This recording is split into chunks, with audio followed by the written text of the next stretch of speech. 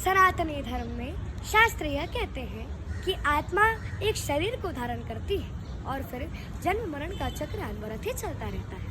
अतः हे पार्थ, एक डरा हुआ कायर व्यक्ति अपने जीवन में सैकड़ों बार मरता है, जबकि एक निडर या धीर पुरुष व्यक्ति अपने जीवन में मृत्यु के रहस्य को जानने वाला केवल एक बार ही अपनी मृत्यु का आलिंगन करता है।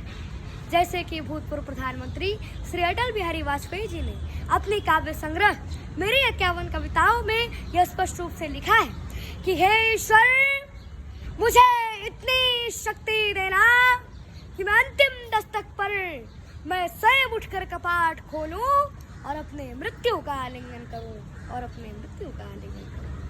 योग योगेश्वर भगवान श्री कृष्ण ने गीता का ज्ञान देते हुए मृत्यु को परिधान परिवर्तन की संज्ञा दी है।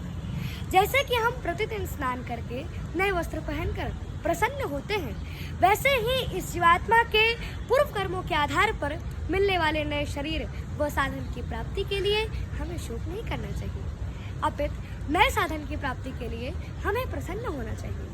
भगवान श्री कृष्ण ने मृत्यु से ऊपर उठने की प्रेरणा दी है।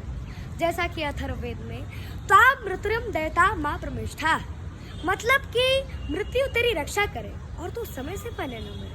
और फिर उत्तवा मृत्योर पीपरम कहकर भगवान ने यह संदेश दिया है कि हे जीवात्मा, मैं तुझे मृत्यु से ऊपर उठाता हूँ। मृत्योर मां पुरुषो दे, अर्थात हे मृत्यु, तू पुरुष को समय से पहले मत मार। गीता में भगवान श्री कृष्ण ने अर्जुन से कहा है कि हे पार्थ, देहधारी के इस मनुष्य के शरीर में जैसे बालपन, जवानी और वृद्धावस्था की प्राप्ति होती है, वैसे ही देहांतर की भी प्राप्ति होती है। अतः हे पार्थ, स्थिर पुरुष इसमें कभी मोहित नहीं होता। देहिनोऽस्मिन् यथा देहे कौमारं यवनं जरा तथा देहांतर प्राप्तिर् स्थिरस्तत्र न मोयति। देह का अर्थ है यह शरीर और देही का अर्थ है जो शरीर के भीतर रहता है, यानी आत्मा। यह सबसे पहले समझाया गया है कि देहिना अस्मिन् देहे, इस शरीर में जो शरीर का निवासी है वह आत्मा है, और यही आध्यात्मिक ज्ञान की शुरुआत है। Deha means this body and dehi means who within the body. That is first of all explain देहिना अस्मिन् देहे। In this body, there is a resident of the body, that is soul, and that is the beginning of spiritual knowledge.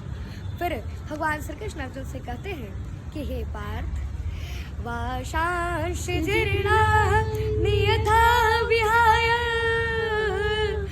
नवाणि गृह्णाति निरूपराणि तथा शरीराणि विहाय जीर्णा नन्यानि संजाति नवानि देहि। अर्थात जैसे हम पुराने वस्त्रों को त्याग कर, जैसे हम मनुष्य पुराने वस्त्रों को छोड़कर नए वस्त्रों को धारण करते हैं, वैसे ही आत्मा भी पुराने शरीरों को त्याग कर दूसरे नए शरीरों को धारण करती है। As a person puts on new garments, giving up old ones. Similarly, the soul accepts new material bodies, giving up old useless ones.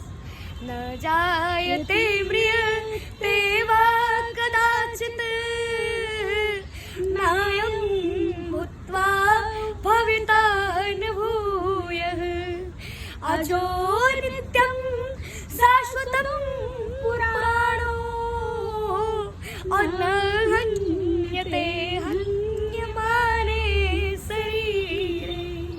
मतलब कि यह आत्मा किसी काल में न जन्म लेता है और ना ही मरता है और ना ही फिर अभाव रूप होने वाला है।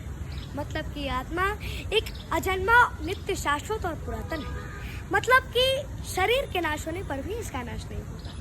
Never is this born and never does it die, nor is it that having come to exist, it will again cease to be. This one is birthless, eternal, undying, ancient.